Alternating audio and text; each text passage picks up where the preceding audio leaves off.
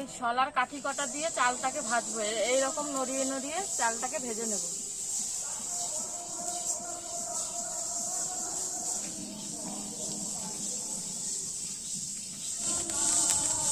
এইরকম চাল ভাজার মতো করে এই চালটাকে ভেজে নেব।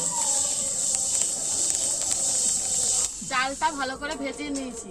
এবার চালটাকে নামিয়ে একটু ঠান্ডা করে তারপরে মিক্সিতে কুটে নেব।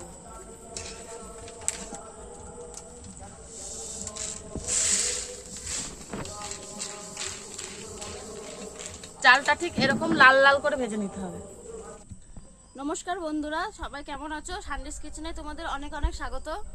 আজকে আমরা বানাবো একটা খুবই ইউনিক ধরনের রেসিপি, যেটা তোমরা সাধারণতভাবে কোনোদিন দেখো নাই আশা করছি। আর যদি দেখে থাকো তাহলে তোমরা কমেন্ট করে অবশ্যই জানাবে।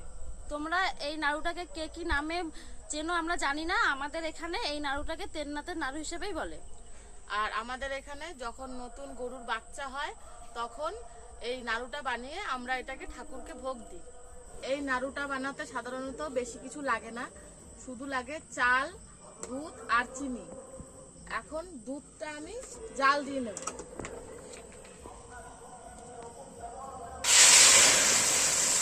এটা পুরো খাঁটি গরুর দুধ।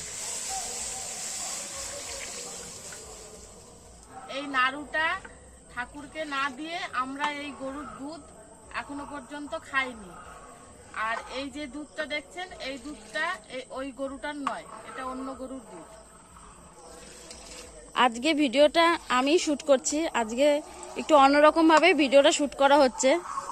আসলে আমাদের যিনি ক্যামেরাম্যান ছিলেন, আমাদের এখনও তো ইউটিউব থেকে কোনো পেমেন্ট পাওয়া হয়নি। তার জন্য ক্যামেরাম্যানের সঙ্গে একটু টাকার অসুবিধার জন্য সে আর আমাদের ভিডিওটা করছে না। তাই আমরা এইভাবেই একটু ভিডিওটা করার চেষ্টা করছি দুজন মিলে।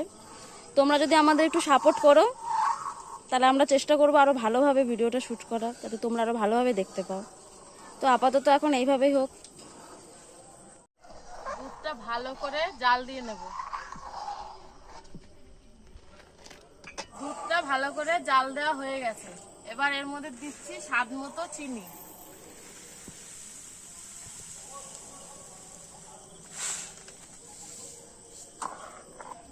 আর এদিকে চাল ভাজাটা এই মিক্সিতে গুঁড়ো করে এনেছিলাম, এবার এটা আস্তে আস্তে এর মধ্যে দেব।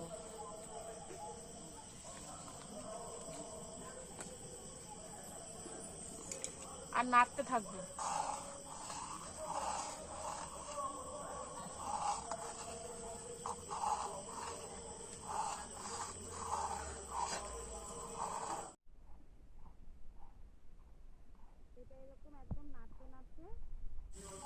এই যে দেখুন, প্রায় হয়ে এসেছে নাড়ুটা। আর একটু হলে এটাকে নামিয়ে দেব। এই মিশ্রণটা শক্ত হয়ে এসেছে, এবার আমি নামিয়ে নিচ্ছি। এবার এইরকম একটুখানি করে হাতে নেব আর এইরকম নাড়ুর শেপ দিয়ে রেখে দেব।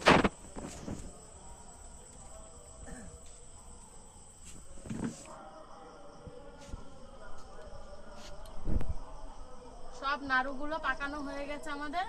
আর এই রকম করে 5টা মুঠে বানাতে হবে। এরকম হাতে চিপে চিপে মুঠেগুলো বানিয়ে নিচ্ছি।